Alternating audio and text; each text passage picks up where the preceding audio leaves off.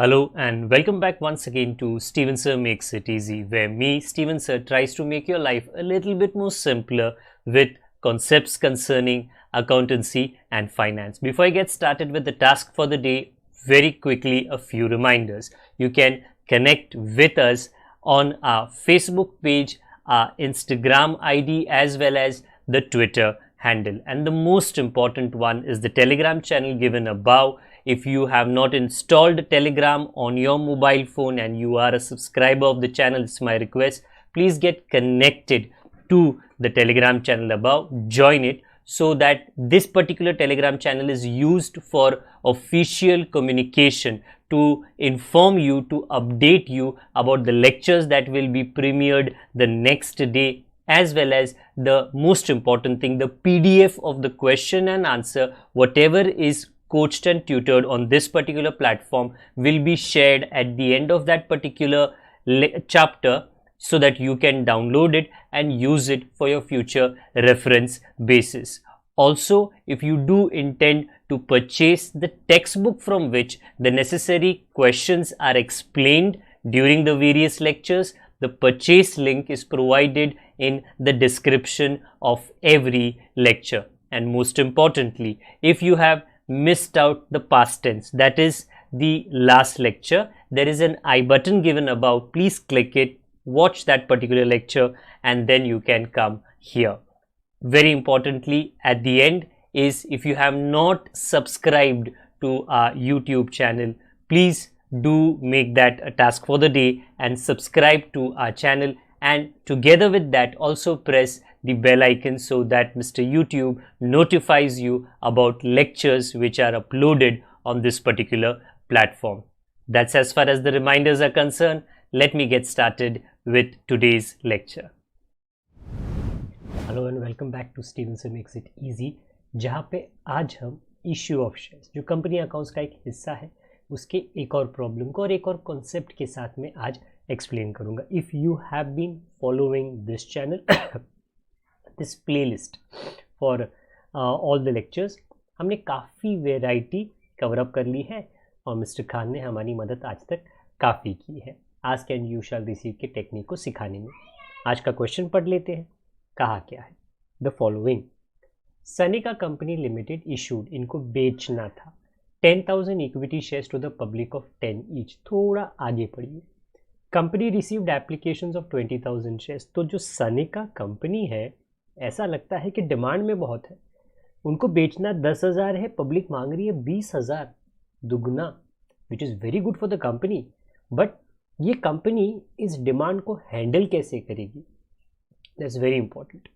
जब कोई भी फिल्म स्टार एक दो पिक्चर के बाद में बहुत अच्छे परफॉर्मेंस की वजह से लोगों का चहेता बन जाता है, बराबर, सोशल मीडिया पर, फेसबुक पर, व्हाट्सएप पर, इंस्टाग्राम पर मीम्स बन ही रहे हैं अच्छे वाले, तो ये जो फिल्म स्टार है या ये जो पर्सनैलिटी है, इतने ऑड्यूलेशन को, बराबर, इतने लोग उनके ऊपर ध्यान दे रहे हैं, इतने लोग उनके साथ में मुलाकात करना चाहते हैं, फ़ोटो खिंचवाना चाहते हैं, ऐसे वैसे हैंडल कैसा कर सकते हैं?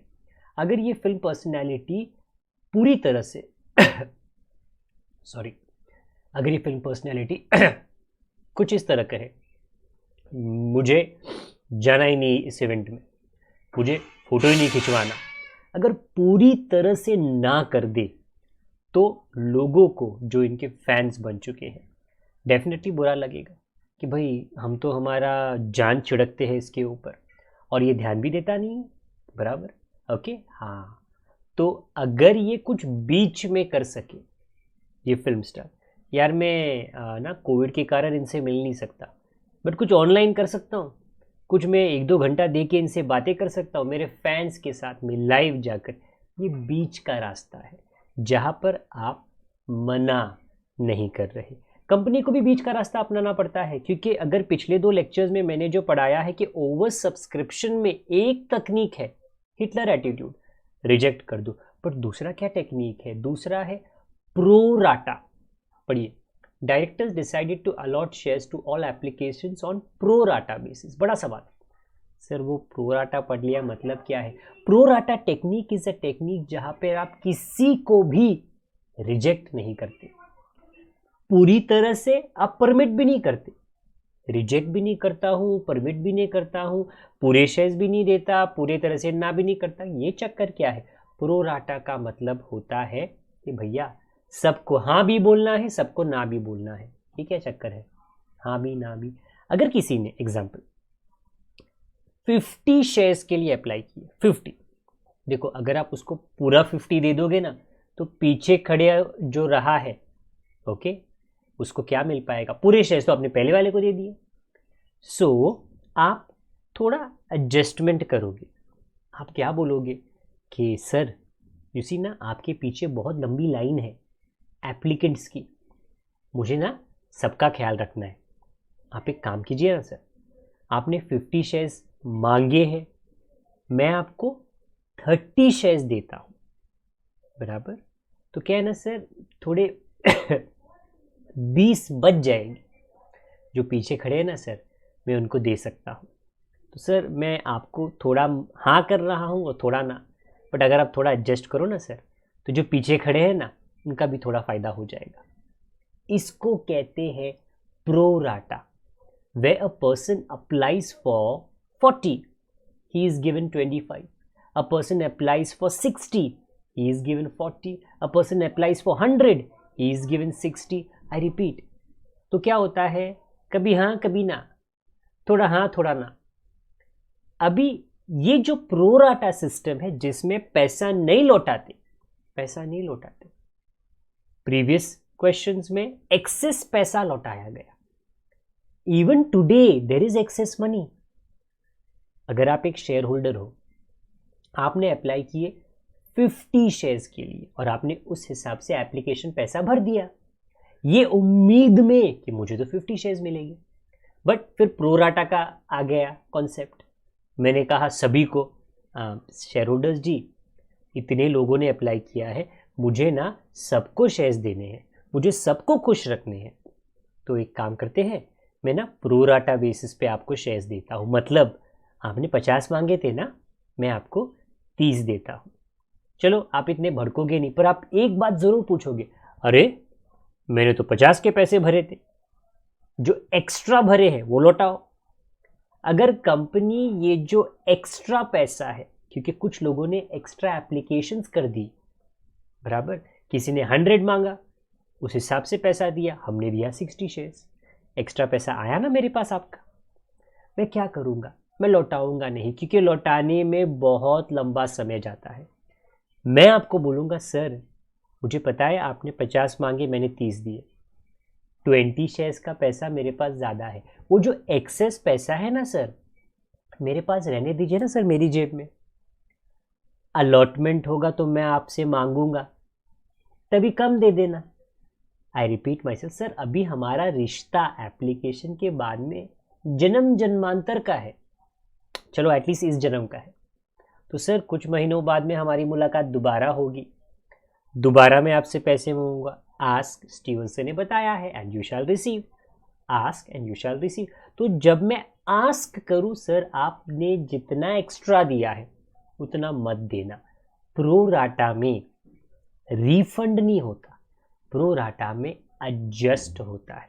जैसे आप कुर्सी पे बैठते हो ना, फिट नहीं होता तो थोड़ा एडजस्ट करते हो, उसी तरह एडजस्ट।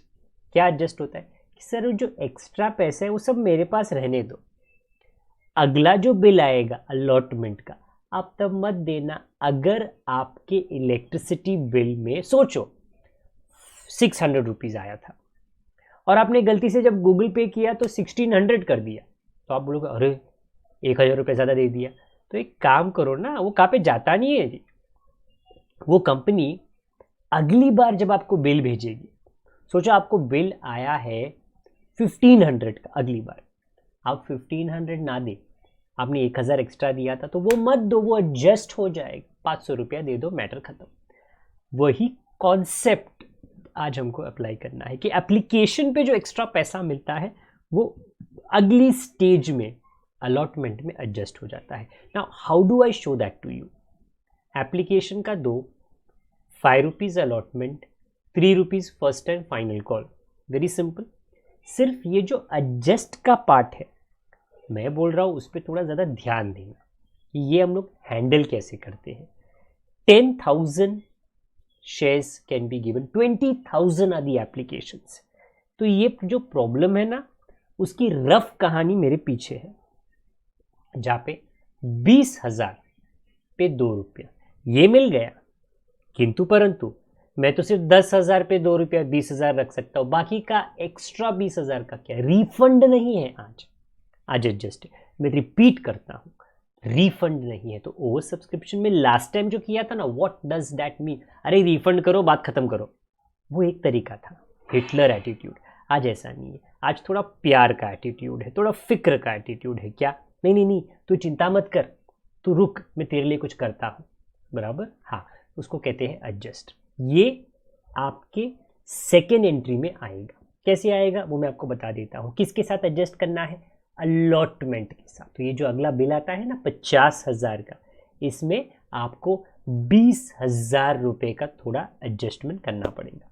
लास्ट में हम जाएंगे फर्स्ट एंड फाइनल कॉल पे। फर्स्ट एंड फाइनल कॉल पे कोई भी एडजस्ट का असर नहीं होता, वो सिंपल बिना कोई ड्रामा के आस्क एंड रिसीव होता है।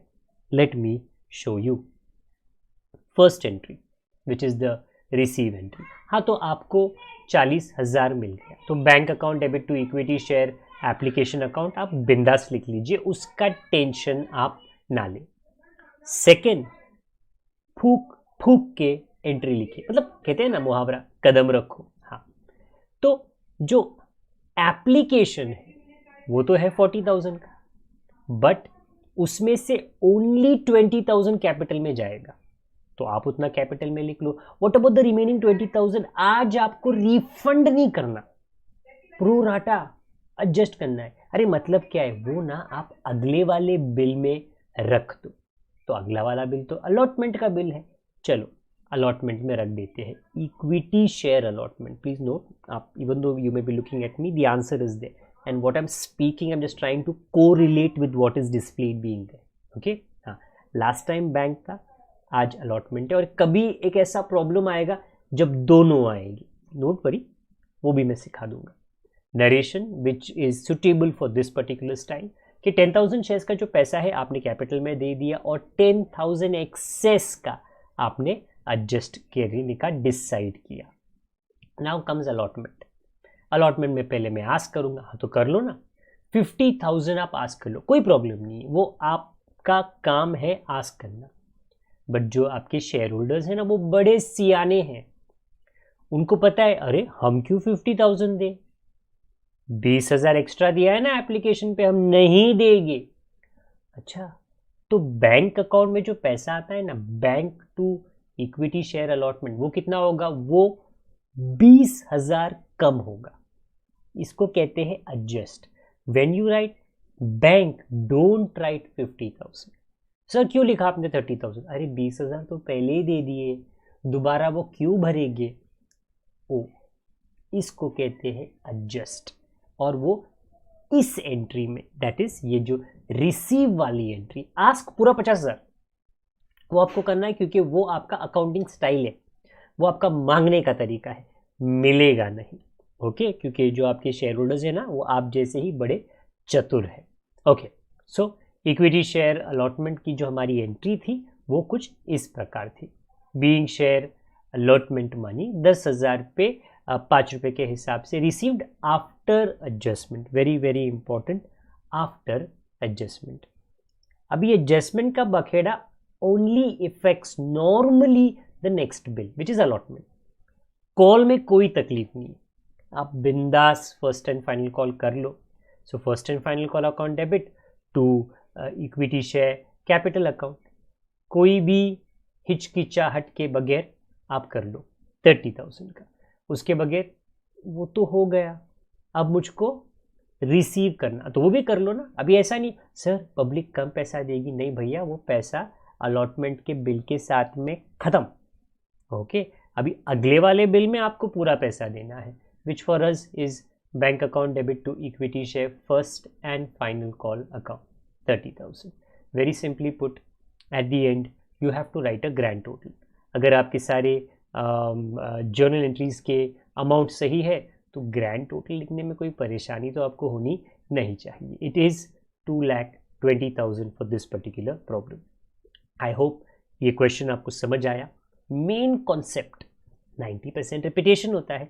मेन कॉन्सेप्ट सिर्फ प्रोराटा क्या है और ये प्रोराटा में करते क्या है, एडजस्ट करते हैं, रीफंड नहीं करते हैं. ओके, कोई डाउट रहेगा ना कमेंट बॉक्स में पूछ लेना. पुराने हो तो शेयरिंग ज़रूर करना, नए हो तो सब्सक्राइब ज़रूर करना. जब तक मैं आपको दोबारा ना मिलूँ, अपना ख्याल रखिए. बड़ों का, छोटों का, परिवार वालों का, सबका ख्याल रखिए. Good day to all of you. God bless. Bye for now.